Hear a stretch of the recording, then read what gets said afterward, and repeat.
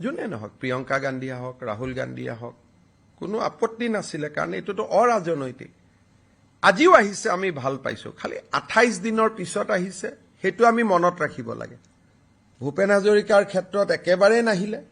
যোনে নহওক, প্ৰিয়ংকা গান্ধীয়ে হওক, ৰাহুল গান্ধীয়ে হওক, কোনো আপত্তি নাছিলে, কাৰণ এইটোতো অৰাজনৈতিক।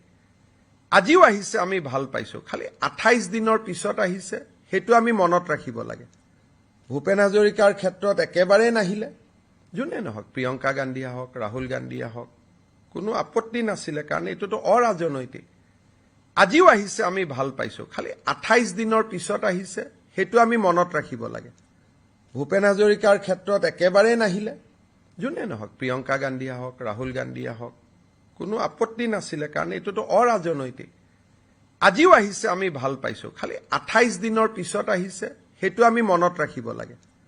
ভূপেন হাজৰিকাৰ ক্ষেত্ৰত একেবাৰে নাহিলে।